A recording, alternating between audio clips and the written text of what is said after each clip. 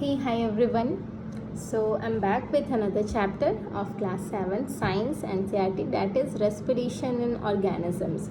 Okay, chapter 10 respiration in organisms. तो हमारी body में बहुत सारे लाइफ प्रोसेसेस होते हैं, है ना। जैसे डाइजेशन होता है, न्यूट्रिशन जिसे हम बोलते हैं, रेस्पिरेशन होता है जिसमें कि हमारे फूड को हम एनर्जी में कन्वर्ट कर पाते हैं थ्रू ऑक्सीजन। हम ऑक्सीजन इनहेल करते हैं, दैट इज़ ब्रीदिंग। ऑक्सीजन लेना और कार्बन डाइऑक्साइड रिलीज़ करना, दैट इज़ ब्रीदिंग। हम ब्रीदिंग करते हैं, वो ऑक्सीजन हमारे फूड मटेरियल्स के साथ रिएक्ट करके हमें एनर्जी देता है, दैट इज़ रेस्पिरेशन। ठीक है, फिर और भी चीज़ें होती हैं, जो एनर्जी प्रोड्यूस हुई वो हमारी बॉडी में ट्रांसपोर्ट होंगी, वो ट्रांसपोर्टेशन। ठीक है, सर्कुलेटरी सिस्टम हमने सीखना है अगले चैप्टर में, जैसे जिसमें हमारा ब्लड जो है वो ऑक्सीजन को हमारे हर एक बॉडी पार्ट्स तक पहुंचाता है।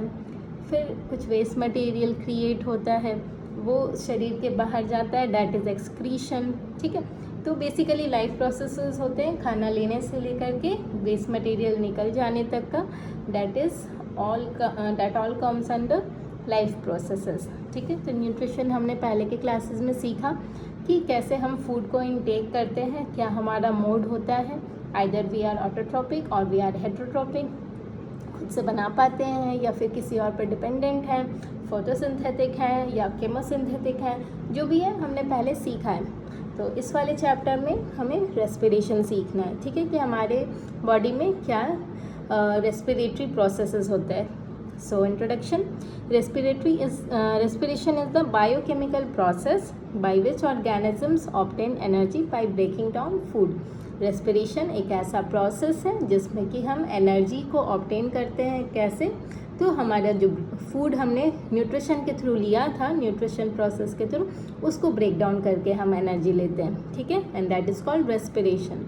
ये जो मैंने नोट्स मैं हमेशा बताती हूँ, ये नोट्स इनफ हैं क्लास 7 के NCERTs पे बेस्ड। ठीक है, इससे ज़्यादा क्लास 7 में आपने नहीं पढ़ना। हायर क्लासेस में आप जाओगे तो थोड़ी और चीज़ें ऐड ऑन होती जाएंगी, बट बेस यही रहेगा आपका। ठीक है, it takes place inside cells and it's therefore called cellular respiration.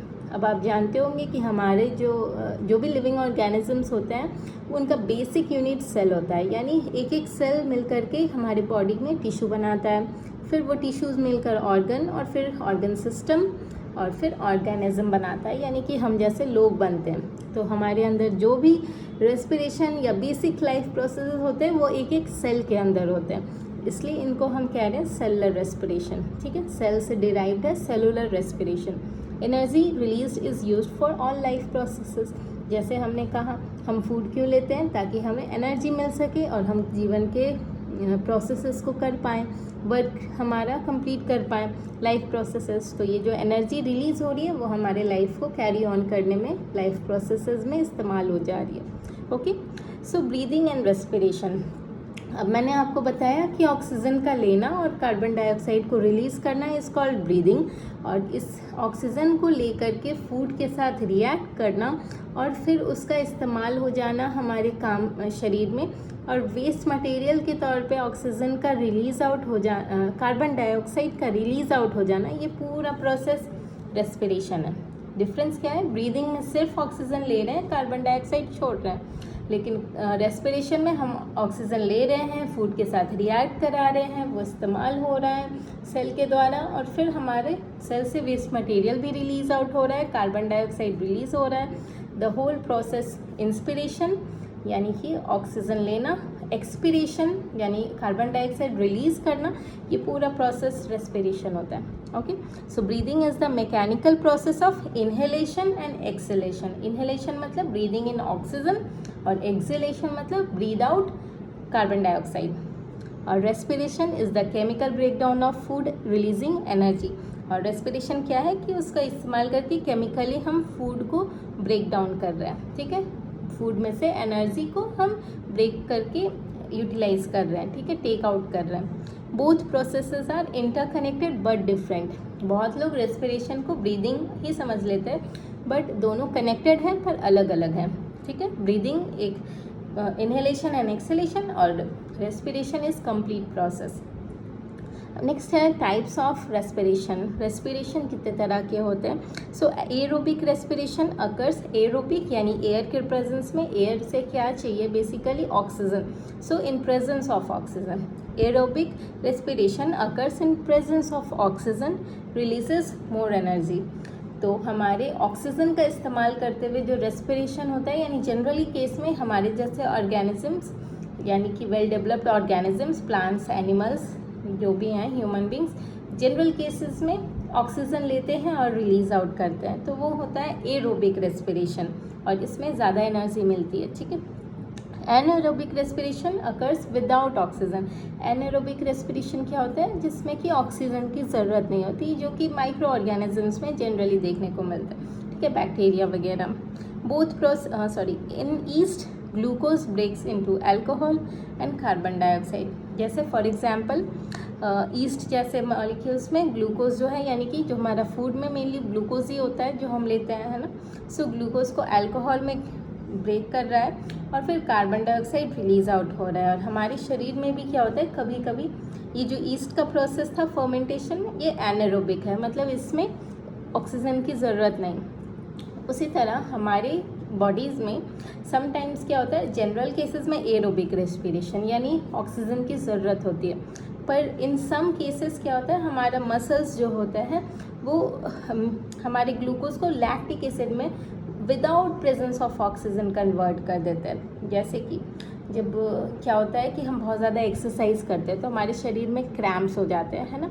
बहुत ज़्यादा स्क्वैट्स मार लिए या फिर बहुत ज़्यादा हमने बाइसेप्स ट्राइसेप्स जो भी डंबल्स कर लिए, तो हमारे शरीर में क्रैम्प हो जाता है, क्योंकि बहुत ज़्यादा एक्सरसाइज करने पे क्या होता है, वहाँ पे ऑक्सीजन की डिमांड ज़्यादा होने लगती है, एनर्जी की ज़्यादा रिक्वायरमेंट। अब उस केस में एनर्जी ना मिल पाए, ऑक्सीजन ना मिल पाए, तो हमारा बॉडी जो ग्लूकोज है उसको लैक्टिक एसिड में कन्वर्ट करने लगता है। ठीक है, और लैक्टिक एसिड के एक्यूमुलेशन की वजह से वहाँ पे हमारे क्रैम्प होता है, दर्द होता है। ठीक है, ये एनारोबिक या के अंदर नहीं आएगा, क्योंकि एनारोबिक में अलग होता है, उसमें हम मतलब जनरल माइक्रो ऑर्गेनिजम्स में होता है विदाउट ऑक्सीजन, और एरोबिक के अंदर भी नहीं आएगा क्योंकि ऑक्सीजन की ज़रूरत है। ये स्पेशल प्रोसेस है जो ह्यूमंस में जनरली मसल्स, एनिमल्स या ह्यूमंस में मसल सेल्स में पाया जाता है। ठीक है, अब मसल्स सिर्फ एनिमल्स और ह्यूमंस में होते हैं, प्लांट्स या माइक्रो ऑर्गेनिजम्स में नहीं होते।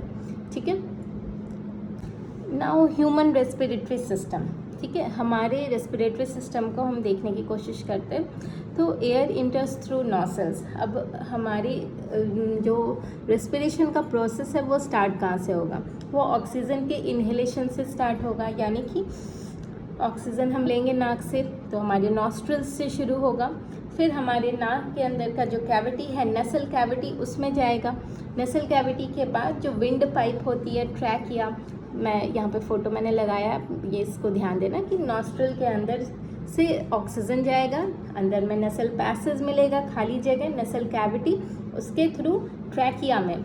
ठीक है, खाना जाता है फूड पाइप में और ऑक्सीजन जाता है ट्रैकिया में यानी विंड पाइप में, और फिर उसके थ्रू वो लंग्स को चला जाता है, और लंग्स में अंदर बहुत सारे ब्रांचेस होते हैं। ठीक है, ब्रोंकाई एंड देन ब्रोंक्यूल्स और फिर alveoli. You can see this picture, मैं पिक्चर यहाँ पे मैंने अटैच कर रखा है, आप देख लेना। ठीक है, कि नाक से शुरू होगा, ऑक्सीजन इनहेल किया, विंड पाइप के थ्रू अंदर, लंग्स के थ्रू डिवीज़न, लंग्स में बहुत सारे छोटे छोटे ब्रोंक्यूल्स, ब्रोंकाई के लास्ट पॉइंट्स को हम क्या बोल रहे हैं, एल्वियोलाई, जो बहुत एक सरफेस है जहाँ पे ऑक्सीजन का और कार्बन डाइऑक्साइड का एक्सचेंज होता है। ठीक है, यहीं पे इसी सरफेस पे एल्वियोलाई पे हमारा एक्सचेंज ऑफ गैसेस हो जाता है। ठीक है, और फिर ये जो बेसिकली ये रेस्पिरेशन सिस्टम है, और इसमें जो ब्लड हमारा रिलीज आउट हुआ अब वेसल्स के थ्रू हमारे लंग्स से कहाँ जाएगा, अगले चैप्टर में पढ़ोगे, हार्ट में। अब हार्ट क्या करेगा, वो लंग्स को जो भी लंग्स से हमारे प्योरीफाइड यानी ऑक्सीजनेटेड ब्लड आएगा उसको हमारे बॉडी के डिफरेंट पार्ट्स में पहुंचाएगा। ठीक है, फिर हमारा डिफरेंट बॉडी पार्ट और डिफरेंट सेल्स, हर एक सेल जो है वो ऑक्सीजन को ले लेंगे, फूड के साथ रिएक्ट करके एनर्जी देंगे और कार्बन डाइऑक्साइड रिलीज़ करेंगे, और फिर सिमिलरली जैसे लंग से ऑक्सीजन वाला ब्लड, ऑक्सीजनेटेड ब्लड हार्ट में आया था उसी तरह हार्ट से वापस डीऑक्सीजनेटेड ब्लड यानी जिसमें कार्बन डाइऑक्साइड हो वो लंग्स में चला जाएगा और फिर लंग्स उसी तरह एक्सपायर करेगा यानी वापस से नसल पैसेज यानी कि विंड पाइप से होते हुए फिर नॉस्ट्रल के थ्रू बाहर भी आ जाएगा कार्बन डाइऑक्साइड। बेसिक समझ आ रहा है? मैं एक बार और रिवाइंड करती हूँ मैंने क्या बोला। मैंने कनेक्ट किया रेस्पिरेशन और सर्कुलेशन को। अभी मैं रेस्पिरेशन बता रही हूँ, अगले चैप्टर में आप सर्कुलेशन भी पढ़ोगे, ठीक है। अलग अलग पढ़ने से अच्छा कनेक्ट करके चीज़ों को पढ़ो। न्यूट्रिशन क्या था कि हमने खाना लिया हमारे शरीर में, अब खाना जो है वो हर जगह पहुँच गया है, ठीक है। अब उसको ब्रेक डाउन करने के लिए एनर्जी चाहिए जो रेस्पिरेशन देगा। रेस्पिरेशन करने के लिए हमें चाहिए ऑक्सीजन। ऑक्सीजन यानी एयर से हमें मिलेगा और एयर से इनहेलेशन करना शुरू होगा। So what we will do, we will first inhale यानी ऑक्सीजन इनहेल करेंगे नॉस्ट्रिल्स के थ्रू, अंदर नसल पैसेज में कैविटी में जाएगा, फिर विंड पाइप के थ्रू शरीर के अंदर एंटर करेगा। विंड पाइप यानी ट्रैकिया, ट्रैकिया आगे जाके लंग्स में डिवाइड हो जाएगा। दो पार्ट में, दो लंग्स है ना हमारे, दो पार्ट में डिवाइड होगा। हर एक पार्ट में अलग अलग डिविजन्स हैं। ब्रोंकाई, एक को हम ब्रोंकियोल बोलते हैं, अलग अलग हैं तो ब्रोंकाई मतलब मल्टी है यानी प्लूरल है तो ब्रोंकाई। हर एक पे एंड में सर्कुलर स्ट्रक्चर देखने को मिल रहा है जिसको हम एल्वियोलाई बोलते हैं। सिंगल हो तो एल्वियोलस, बहुत सारे हैं तो एल्वियोलाई। उस एल्वियोलाई में ऑक्सीजन और कार्बन डाइऑक्साइड का ब्लड के साथ एक्सचेंज होगा, ठीक है। ऑक्सीजन जाएगा ब्लड में और वो ब्लड हमारे लंग्स से हार्ट को चला जाएगा। हार्ट क्या करेगा, उसे पंप करके हमारे बॉडी के डिफरेंट पार्ट्स में पहुंचाएगा। फिर हमारे डिफरेंट बॉडी पार्ट्स से वो सेल्स में सारे ऑक्सीजन को यूटिलाइज किया जाएगा और कार्बन डाइऑक्साइड रिलीज आउट होगा। अब वो कार्बन डाइऑक्साइड वाला जो सेल है वो वापस उस ब्लड में जाएगा। उस ब्लड यानी कि डीऑक्सीजनेटेड ब्लड हमारे हार्ट से वापस से लंग्स में जाएगा। लंग्स में फिर से एल्वियोलाई पे कार्बन डाइऑक्साइड विंड पे चला जाएगा, विंड पाइप पे, ट्रैकिया पे, और फिर उसके थ्रू नॉस्ट्रल्स के थ्रू हमारे शरीर के बाहर भी चला जाएगा। सो ये कंप्लीट प्रोसेस होता है रेस्पिरेशन। और अगला चैप्टर में हम पढ़ेंगे सर्कुलेशन जिसमें कि हार्ट का फंक्शन समझ में आएगा, ठीक है। सो क्या हो रहा है ये देखो, air enters through nostrils, nasal cavity, trachea and then lungs. Alveoli are little tiny balloon-like structures provide large surface area for exchange gas. ये क्या है, एल्वियोलाई जो बलून लाइक स्ट्रक्चर जिसमें कि सरफेस एरिया प्रोवाइड हो रहा है, लार्ज सरफेस एरिया जिसके अंदर गैसियस एक्सचेंज हो रहा है, ठीक है। इनहेलेशन के टाइम पर during inhalation diaphragm moves down and chest expands. क्या होता है ना कि हमारे शरीर में रिब केज होता है, उसको सपोर्ट करने के लिए डायफ्राम होता है, ठीक है। अब जब हमें ऑक्सीजन लेना होता है तो अंदर में स्पेस क्रिएट करना होगा, तब तो प्रेशर डिफरेंस होगा, अंदर में ऑक्सीजन की कमी होगी, बाहर से इनहेल होगा। कोई भी प्रोसेस इस वर्ल्ड में होता है स्पॉन्टेनियस यानी अपने आप, तो उसे हाई से लो कंसंट्रेशन पे जाना होता है, ठीक है। अगर कोई भी चीज़ अपने आप हो रही है, अगर हम एक्स्ट्रा एफर्ट नहीं डाल रहे, कोई एनर्जी नहीं डाल रहे, तो कोई भी सब्सटेंस हाई से लो के तरफ मूव करता है, चाहे हीट हो हाई टेम्परेचर से लो टेम्परेचर बॉडी में, या फिर चार्जेस हों, आगे पढ़ोगे, हाई चार्ज बॉडी से लो चार्ज बॉडी पे, या फिर ये ऑक्सीजन। जब हमारे शरीर में ऑक्सीजन चाहिए, इनहेल करना है, तो डायफ्राम रिलैक्स करेगा। तो डायफ्राम जब डायफ्राम नीचे जाएगा, मूव डाउन, नीचे जाएगा तो चेस्ट जो है हमारा एक्सपैंड करेगा। अब वहाँ पे वॉल्यूम इंक्रीज होगा यानी ऑक्सीजन की डिमांड ज़्यादा होगी।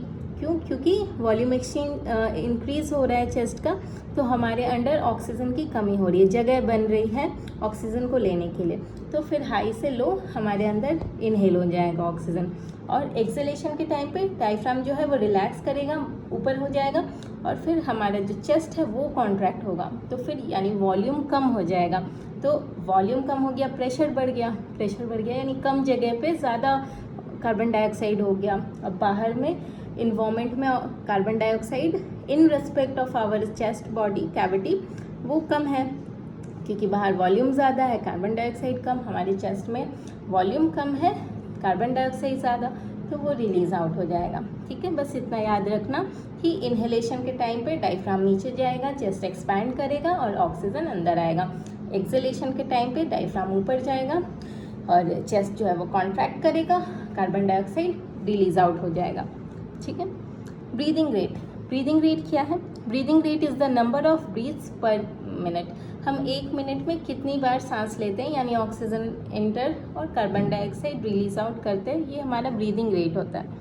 It increases during physical activity due to high energy demand. अब ये क्या होता है, कब बढ़ जाता है ब्रीदिंग रेट? जब हम बहुत ज़्यादा एक्सरसाइज करें, बहुत ज़्यादा रनिंग करें, हमारी फिजिकल एक्टिविटी बढ़ जाए तो हम जल्दी जल्दी सांस लेने लगते हैं, क्योंकि हमें हमारी बॉडी को ज़्यादा एनर्जी की डिमांड होती है, तो हमें ज़्यादा ऑक्सीजन की ज़रूरत होती है, इसलिए ब्रीदिंग रेट बढ़ जाता है।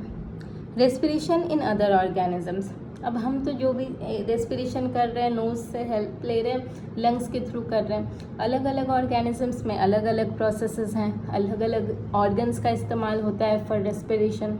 जैसे अर्थवॉर्म जो होते हैं वो अपने स्किन से ही एक्सचेंज ऑफ गैसेस रेस्पिरेशन कर लेते हैं। ठीक है। कॉकरोचेस, उनमें स्पाइरेकल्स नाम के स्पेशल ऑर्गन्स होते हैं जिनके थ्रू इनहेलेशन, एक्सहेलेशन यानी रेस्पिरेशन का पूरा प्रोसेस होता है। फिशेस, आपने सुना होगा, फिशेस जो होते हैं उनमें गिल्स होते हैं, वो सांस लेने के लिए गिल्स का इस्तेमाल करते हैं। प्लांट्स में क्या होता है? प्लांट्स रेस्पिरेशन करता है। फिर से मैं यहाँ रिवाइंड कर दूँ, मैं फोटोसिंथेसिस में भी मैंने बताया था, ड्यूरिंग फोटोसिंथेसिस प्लांट्स जो होते हैं वो कार्बन डाइऑक्साइड लेते हैं और ऑक्सीजन रिलीज आउट करते हैं, जो कि मेन सोर्स ऑफ ऑक्सीजन होता है हमारे लिविंग ऑर्गेनिजम्स के लिए अर्थ पे। लेकिन रेस्पिरेशन के टाइम पे प्लांट्स भी नॉर्मली ऑक्सीजन लेते हैं, कार्बन रिलीज आउट करते हैं। रात के समय हम बोलते हैं कि प्लांट्स के पास नहीं सोना चाहिए, क्यों? क्योंकि रात के समय वो फोटोसिंथेसिस नहीं कर रहे होते हैं, सनलाइट नहीं होती, जनरली वो रेस्पिरेशन कर रहे होते हैं, यानी वो भी ऑक्सीजन ले रहे होते हैं और कार्बन डाइऑक्साइड छोड़ रहे होते हैं। तो उस केस में अगर हम प्लांट्स के पास है तो हमें ऑक्सीजन की कमी हो जाएगी। ठीक है। तो प्लांट्स भी रेस्पायर करते हैं डे एंड नाइट, पूरे time. Gaseous exchange through stomata, अब वहाँ कैसे एक्सचेंज ऑफ गैसेस होते हैं? लीव्स के अंदर स्टोमाटा होते हैं, उनके थ्रू होता है, और साथ साथ स्टेम्स में भी हो जाता है। जो ग्रीन स्टेम्स हैं उन्हें हम लेंटिसेल्स बोलते हैं, जिनके through exchange of gases in plants होता है। ठीक है।